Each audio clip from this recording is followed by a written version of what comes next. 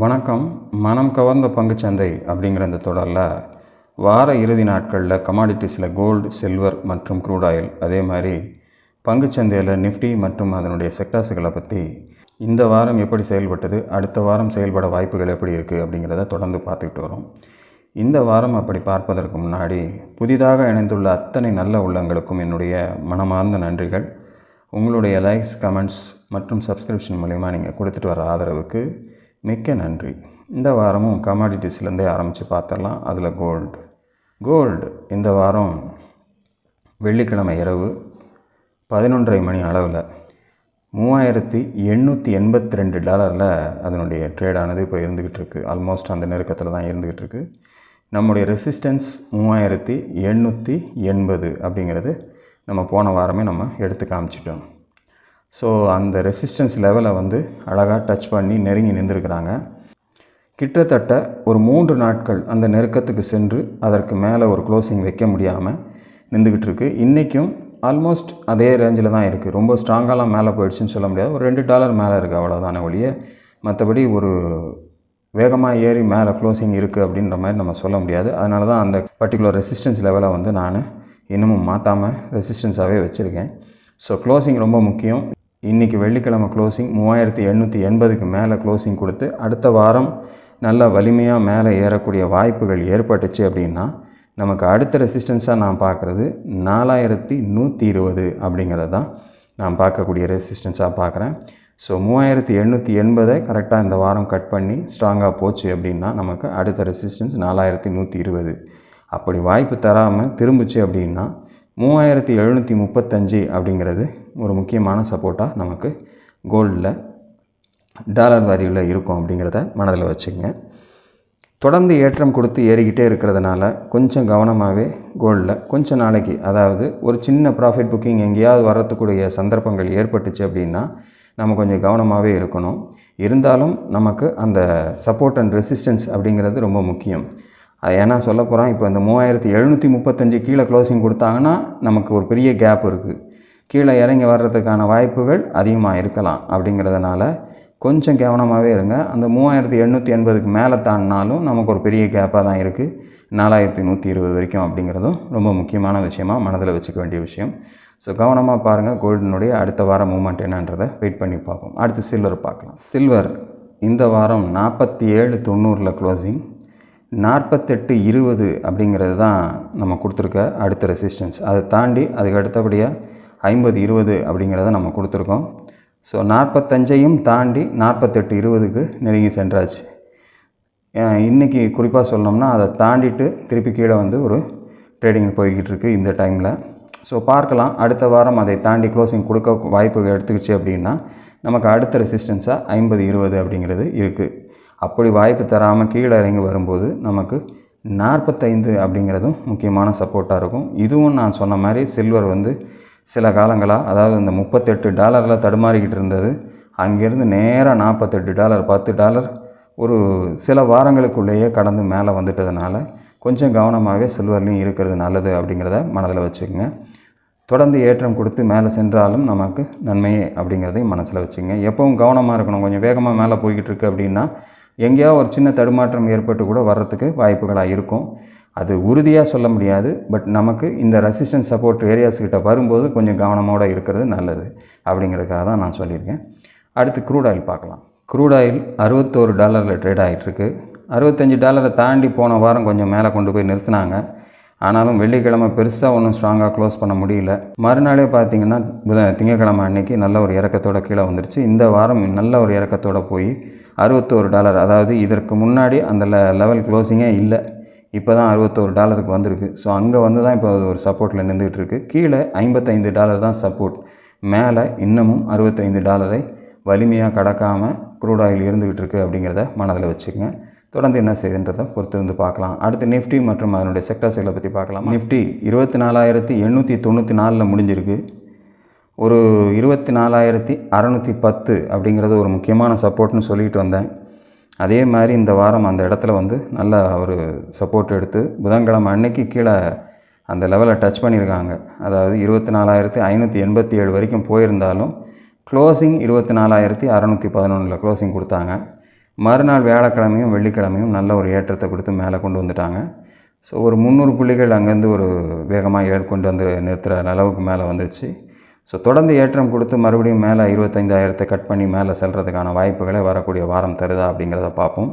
தற்சமயம் 25,395 தான் ரெசிஸ்டன்ஸாக நமக்கு அதுக்கு இருக்குது. கீழே 24,610ங்கிறது ஒரு முக்கியமான சப்போர்ட்டாக ரொம்ப ஸ்ட்ராங்காகவே இருந்துக்கிட்டு இருக்குங்கிறத மனதில் வச்சுக்கோங்க. ஸோ அதை கட் பண்ணி கீழே போகாத வரைக்கும் நமக்கு மீண்டும் மேலே போகக்கூடிய வாய்ப்புகள் இருக்குது. ஒருவேளை அதை உடைச்சிச்சு அப்படின்னா கொஞ்சம் கவனத்தோடவே நம்ம செயல்படணும் அப்படிங்கிறதையும் மனதில் வச்சுங்க.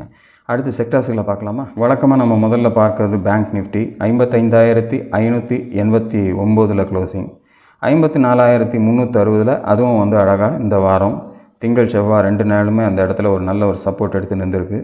ஸோ அதன் பிறகு அங்கேருந்து ஒரு நல்ல ஒரு பவுன்ஸ் பேக் தான். இந்த 3 வியாழக்கிழமை ஒரு நாள் விடுமுறைங்கிறதையும் இந்த வாரத்தில் கவனத்தில் கொள்ளணும்.